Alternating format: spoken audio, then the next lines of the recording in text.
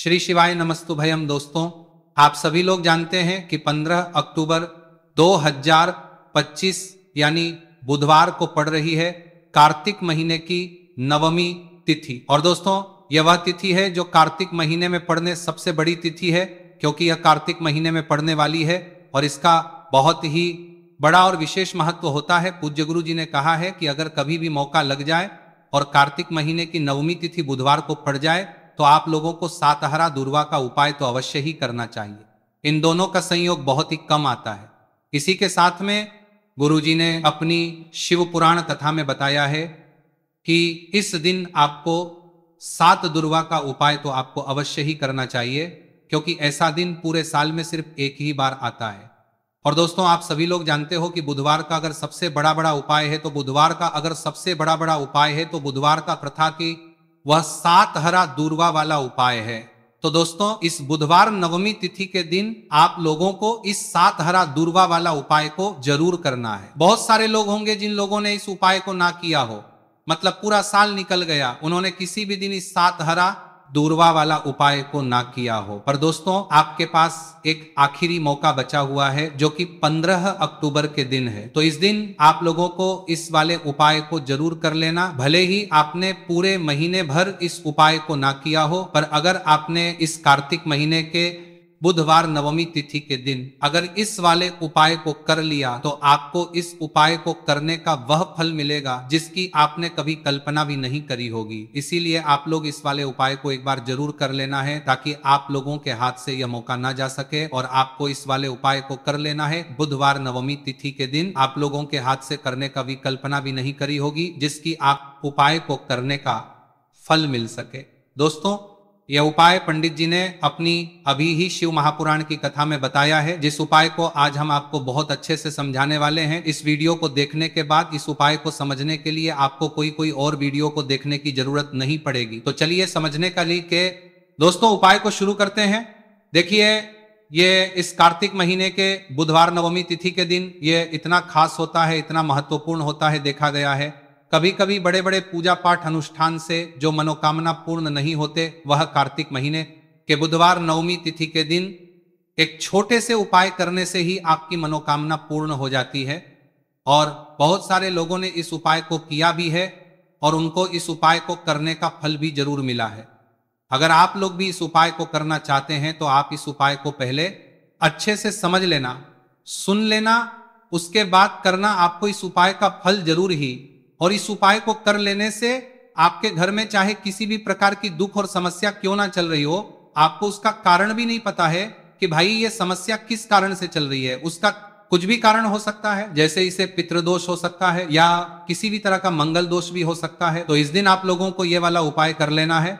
ये एक ऐसा उपाय है जिस उपाय को अगर किसी विशेष दिन पर किया जाए तो भाई उस विशेष दिन का जो है वह तो मिलता ही मिलता है। पर हमने उस दिन पर इस उपाय को किया है तो हमें उससे भी बड़ा फल मिलता है, और फल बहुत जल्दी मिलता है, क्योंकि आप इस उपाय को बहुत ही बड़े और विशेष दिन पर कर रहे हो। तो चलिए अब उपाय के बारे में बात करते हैं, लेकिन उससे पहले आप लोगों को यह जानना आवश्यक है कि आखिर यह उपाय किस समय करना है, किसको करना है और कैसे करना है। तो चलिए हम आगे आपको वीडियो में एक एक करके बता देते हैं। उससे पहले अगर आप लोग हमारे चैनल पर पहली बार हैं तो हमारे चैनल को सब्सक्राइब करना ना भूलें, और अगर आपके पास कोई सवाल है तो आप हमें कमेंट बॉक्स में बता सकते हैं। और अगर आपको हमारा वीडियो पसंद आया है तो आप हमें लाइक और शेयर करना ना भूलें। और अगर आपको हमारे चैनल की जानकारी चाहिए तो आप हमें फॉलो कर सकते हैं। और अगर आपके पास कोई प्रश्न है तो आप हमें कमेंट बॉक्स में बता सकते हैं। पहली बार आए हैं या फिर मेरी आवाज आज पहली बार सुन रहे हैं तो हमारे चैनल को सब्सक्राइब जरूर कर लेना, और इस वीडियो को करके कमेंट बॉक्स में श्री शिवाय नमस्तुभ्यम ओम नमः शिवाय जरूर टाइप कर देना। तो दोस्तों, इस 7 दुर्वा वाला उपाय को हमें इस बुधवार नवमी तिथि के दिन कैसे करना है, किसको करना है, किस समय करना है और कहां पर करना है, ये सारे सवालों के जवाब आपको इस वीडियो में मिल जाएंगे। और जो ये वीडियो देखेगा भाई, उसको 7 हरा दुर्वा वाला उपाय जरूर करना चाहिए, क्योंकि इस दिन 7 दुर्वा का भी बहुत ही बड़ा और विशेष महत्व होता है। और जब बात आ जाए हल्दी की तो ये सोने पर सुहागा वाली बात हो जाती है, और ये एक बहुत ही बड़ा उपाय हो जाता है इस बुधवार नवमी तिथि का। तो अब दोस्तों इस सात हरा दूर्वा वाला उपाय को आखिर करना किसको है, सबसे पहले हम लोग वह बात जान लेते हैं। तो देखो, घर की जो बड़ी माताएं बहनें होती हैं, उन माताओं बहनों में से कोई भी एक बड़ी माता बहन इस वाले उपाय को कर सकती है। और दोस्तों अगर आप चाहें तो अपने घर में से सभी सदस्यों भी इस उपाय को करवा सकते हैं। अगर किसी व्यक्ति की दूसरा में करना चाहते हैं, अगर किसी व्यक्ति की अगर खुद की कोई मनोकामना है, खुद की कोई दुख और परेशानी है जो कि वह अपने लिए ही करना चाहता है, इस वाले उपाय को तो वह खुद अपने लिए भी कर सकता है। बाकी अगर कोई घर में से ऐसा है जो कि अपने पूरे घर परिवार की सुख और शांति के लिए यह वाला उपाय करना चाहता है, तो भाई वह भी कर सकता है, फनाका सकता है, उसमें भी कोई दिक्कत वाली बात नहीं है। कहने का मतलब यह है कि इस उपाय को हर सदस्य भी कर सकता है और पूरे घर परिवार के सदस्य के लिए घर की बड़ी माताओं बहनों में से कोई एक माता बहन भी कर सकती है। माताएं बहनें अगर घर में उपस्थित ना हो या वह यह वाला उपाय ना कर पा रही हो, तो फिर घर का कोई बड़ा सदस्य भी इस सात हरा दूर्वा वाला उपाय को कर सकता है, चाहे फिर वह पुरुष ही क्यों ना हो, उसमें कोई भी दिक्कत वाली बात नहीं है। अब दोस्तों जो अगला प्रश्न निकल कर आता है वह ये आता है इसको लेकर कि आखिर इस उपाय को हमें किस समय करना है, सुबह के समय करना है कि शाम के समय करना है। तो देखो, इस वाले उपाय को आप लोग सुबह के समय भी कर सकते हो और शाम के समय प्रदोष काल में भी कर सकते हो।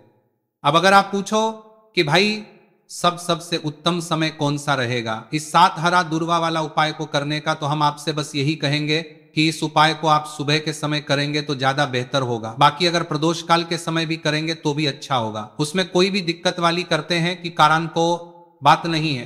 तो अब दोस्तों जो अगली सबसे बड़ी और महत्वपूर्ण बात आती है वह यह आती है कि सुबह अगर हम उपाय को करेंगे तो हमें कितने बजे से लेकर कितने बजे तक के बीच में करना है, और शाम के समय प्रदोष काल में करेंगे तो हमें कितने बजे से लेकर कितने बजे से लेकर के बजे के बीच में करना है। तो देखो, सुबह जितनी जल्दी हो सके आप उपाय को करने की कोशिश करना। बाकी अगर कारणवश लेट भी हो जाओ, थोड़ी देर भी हो जाए, तो 10 या 11 बजे तक भी आप उपाय कर लेना, पर 12 बजे से ज्यादा देरी ना हो, ठीक है, इस बात का ध्यान रखना। उसके बाद में दोस्तों अगर शाम के समय प्रदोष काल की बात करें, प्रदोष काल का जो समय है होता है वो शाम के 6 बजे से शुरू हो जाता है। मतलब शाम के 6 बजे से लेकर शाम के 6 बजे से रात के 8 बजे के बीच का जो समय होता है, यह समय प्रदोष काल का समय होता है। तो इस उपाय को 7 या 8 बजे के बीच में भी कर सकते हो। आप कभी भी इस वाले उपाय को कर सकते हो, उसमें कोई भी दिक्कत वाली बात नहीं है। तो कार्तिक का महीना ही है जो आपको धन दौलत पुण्य दोनों ही देने वाला है।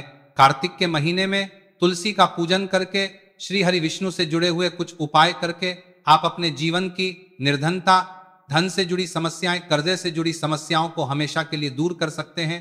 ये वही महीना है जिस माह में भगवान विष्णु योग निद्रा से जागते हैं। भगवान विष्णु को तुलसी अति प्रिय है, इसीलिए उनकी पूजा में भी विशेष रूप से हम तुलसी का उपयोग करते हैं।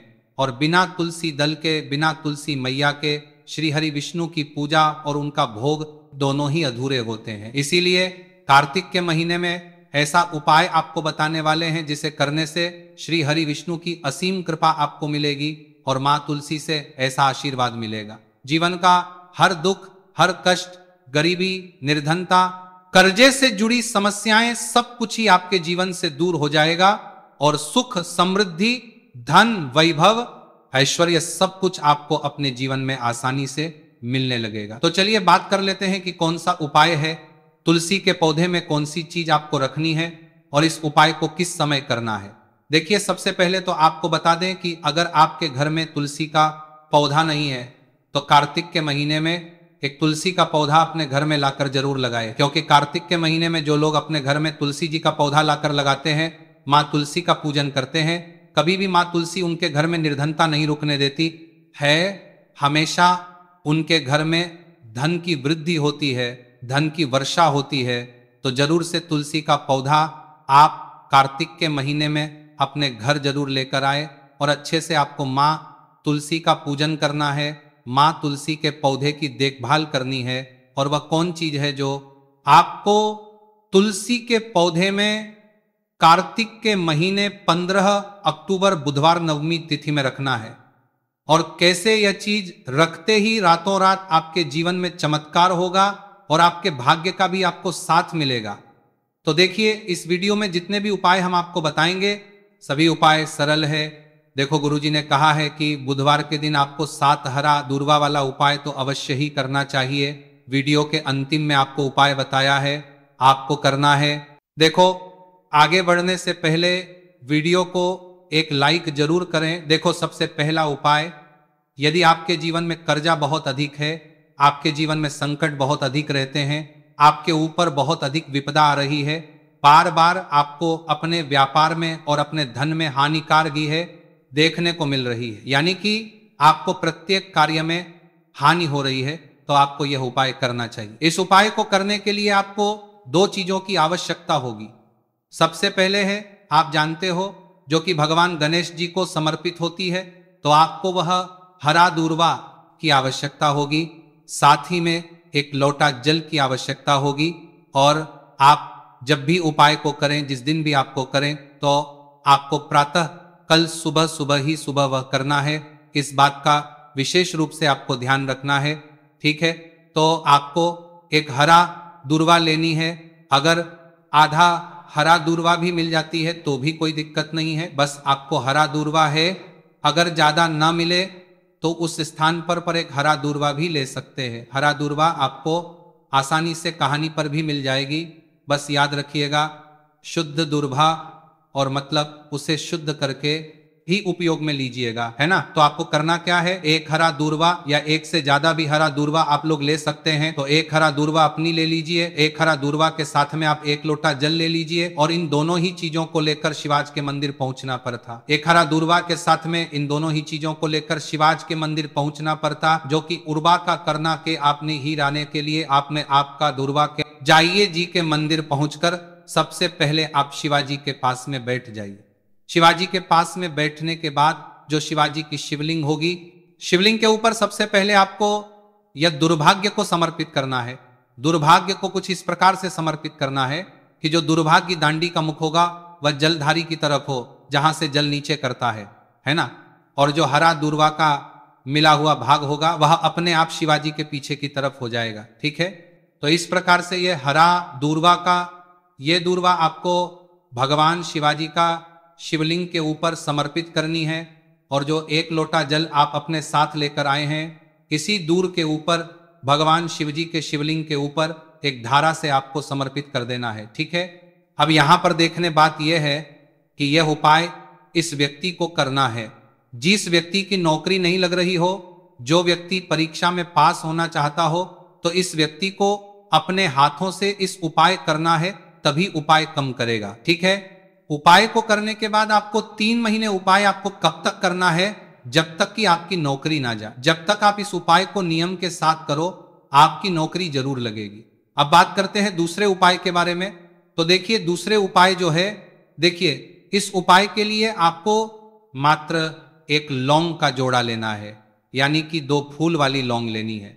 साथ में आपको मात्र थोड़ा सा शहद लेना होगा, और इसी के साथ में आपको तांबे के पात्र अंदर शुद्ध जल लेना होगा। अब देखिए, इन सभी सामग्रियों को लेकर के आपको भगवान शिव के मंदिर में पहुंच जाना है। देखिए, ये उपाय आप सुबह से लेकर शाम तक कर सकते हैं। तो वह सबसे पहले तो आपके पास जो 2 फूल वाली लौंग हैं, उन्हें आपको शहद के अंदर अच्छे से डुबो है, यानी कि दोनों लौंग पर आपको अच्छे से शहद का लेपन कर देना है। अब आपको जो आपके पास एक सालमे पर कर सकते हैं, और एक मंत्री हर्त गेरिय उनके सुपर से आपके साल में करसात कर सकते हैं। आपको जो क्यारिय कर सकते हैं, लौटा जल है। सबसे पहले तो उसे शिवलिंग पर धीरे धीरे समर्पित करना है, और श्री शिवाय नमस्तुभयम इसका जाप करते हुए समर्पित कर देना है। अब आपके पास जो 2 फूल वाली लौंग है शहद से, उसे आपको शिवलिंग पर अर्पित करना है, और आपको प्रार्थना करनी है कि नमस्तुभयम के लिए, या जीवन में जो रोग की स्थिति है वह समाप्त हो, जीवन के जो संकट और समस्याएं हैं वह सभी समाप्त हो, जीवन से जो कर्ज की समस्या है वह समाप्त हो। इस प्रकार से प्रार्थना करते हुए यह जो 2 फूल वाली लौंग ही शहद संयुक्त इस आपको शिवलिंग पर अर्पित कर देनी है। आपकी जो भी समस्या होगी इस बुधवार के दिन अवश्य ही समाप्त हो जाएगी। तो इस प्रकार से आपको पहला उपाय करना है। अब हम बात कर लेते हैं दूसरे उपाय के बारे में। देखिए, यह उपाय आपके लिए सर्वश्रेष्ठ होने वाला है। देखिए, इस उपाय है खंडित नहीं होने चाहिए, इस बात का ध्यान रखें। और इसी के साथ मैं आपको एक तांबे के पात्र के अंदर अपने घर से शुद्ध जल ले लेना है। अब दोस्तों, इन सभी सामग्रियों को लेकर के आपको सीधे पहुंच जाना है भगवान शिव के मंदिर में। देखिए, इस उपाय को भी आप सुबह भी कर सकते हैं और शाम के समय में भी कर सकते हैं। देखिए, भगवान शिव के मंदिर में पहुंचने के बाद आपके पास जो 5 हरे मूंग हैं, उनमें से पहला जो हरा मूंग है, आपको शिवलिंग के सामने जो नंदी महाराज होते हैं और उनका जो पैर उठा हुआ होता है, वहां पर आपको पहला हरा मूंग समर्पित करते हैं और आपको इसका जाप कर लेना है। फिर आपको दूसरा हरा मूंग लेना है और शिवलिंग पर जो श्री गणेश जी वाला स्थान होता है, वहां पर आपको ये दूसरा हरा मूंग समर्पित कर देना है। यानी कि शिवलिंग के सीधे तरफ आपको ये दूसरा हरा मूंग समर्पित करना है। और फिर आपको ओम गण गणपते नमः या फिर ओम श्री गणेशाय नमः इसका जाप कर लेना है। तीसरा, हरा मूंग का दाना आपको भगवान शिव की सबसे प्रिय पुत्री माता अशोक सुंदरी वाले स्थान पर समर्पित करना। शिव की जो जलाधारी होती है, जहां से जल बह करके आता है, उसी जलाधारी के बीच में जो कहीं कहीं उठी हुई लाइन होती है सांप की आकृति के रूप में, वहीं पर आपको तीसरा हरा मूंग समर्पित करना है और फिर आपको ओम नमः शिवाय इसका जाप कर लेना है। अब दोस्तों, चौथा जो हरा मूंग है, उसे आपको भगवान कार्तिकेय जी का जो स्थान होता है शिवलिंग पर, वहां पर आपको ये चौथा हरा मूंग का दाना समर्पित कर देना है और हरा मूंग का अंदर करनी है आप ओम नमः शिवाय इसका जाप कर लेना है। अब दोस्तों, आपके पास जो 5वां और अंतिम हरा मूंग बचा हुआ है, उससे जल के पात्र के अंदर डाल देना है और इस हरे मूंग से युक्त जल से आपको भगवान शिव के शिवलिंग का अभिषेक कर देना है। जल आपको बिल्कुल धीरे धीरे समर्पित करते जाना है और लगातार आपको शिव महापुराण के मूल श्री शिवाय नमस्तु भयम इसका जाप करते रहना है। फिर आपको शिवलिंग के आगे बैठकर, यदि आप अपने बच्चों के लिए यह उपाय कर रहे हैं, यदि आप अपने बच्चों की बुद्धि, ज्ञान और विवेक के लिए उपाय कर रहे हैं, तो उसके लिए आपको प्रार्थना कर लेनी है। या फिर व्यापार में वृद्धि करने के लिए ये उपाय कर रहे हैं, तो उसकी कामना करते हुए आपको प्रार्थना कर लेनी है। या फिर अपनी नौकरी के लिए कर रहे हैं, या फिर अपने इंटरव्यू के लिए, या फिर धनतार की और बलि की गई है की प्राप्ति के लिए कर रहे हैं। जिस भी कामना के लिए आप उपाय कर रहे हैं, उसे परिपूर्ण करने के आपको महादेव से प्रार्थना कर लेनी है और फिर आपको वापस अपने घर आ जाना है। पूज्य गुरु जी ने कहा है कि जो भी व्यक्ति इस उपाय को कर लेता है, तो यकीन मानिए आपके जीवन की जो सारे संकट, कष्ट और बाधाएं ही वह सभी समाप्त होंगे। अब हम बात करते हैं अगले उपाय की। इस उपाय के लिए आपको एक दीपक लेना है। दीपक आप मिट्टी का भी ले सकते हैं और शुद्ध आटा मढ़कर उसका दीपक भी आप तैयार कर सकते हैं। अंदर गोलबाती का प्रयोग करना है और दीपक के अंदर आपको शुद्ध घी का प्रयोग करना है। इसी के साथ में आपको मात्र एक फूल वाली लौंग लेनी होगी।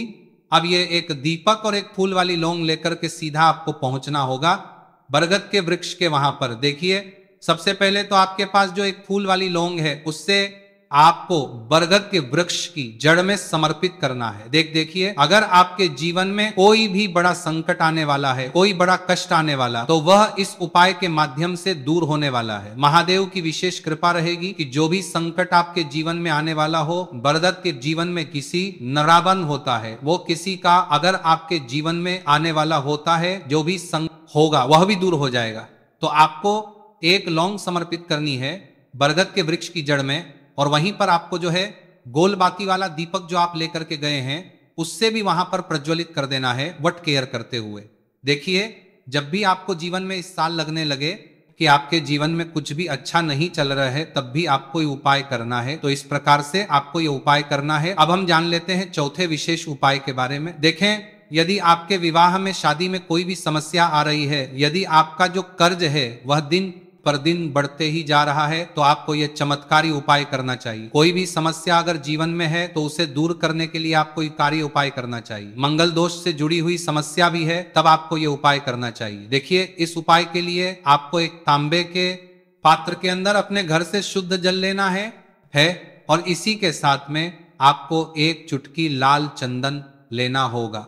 अब आपको क्या करना है कि जो लाल चंदन आपने लिया है, उसे आपको उससे जल के पात्र के अंदर डाल देना है और ये जल जो है आपको लाल चंदन से युक्त तैयार कर लेना है। और ये लाल चंदन से युक्त जल आपको भगवान शिव के मंदिर में लेकर के पहुंचना है, लेकिन उपाय भी आप सुबह से लेकर के शाम तक कर सकते हैं। अब दोस्तों, ये जो लाल चंदन से युक्त जल है, इससे आपको भगवान शिव के शिवलिंग पर धीरे धीरे अर्पित कर देना है और आपको लगातार श्री शिवाय नमस्तु भयम इसका जाप करते रहना है। देखिए, यदि आपके जीवन में विवाह से युद्ध समस्या चल रही है तो आपको मंगलेश्वर महादेव का स्मरण करना है, और जीवन में अधिक कर्ज की समस्या है तो आपको आर्यन मुक्तेश्वर महादेव का स्मरण करना है। देखना, एक दिन आपकी सब तरह की समस्या जल्दी ही समाप्त हो जाएगी। तो इस प्रकार से आपको यह चौथा उपाय करना है। अब हम जान लेते हैं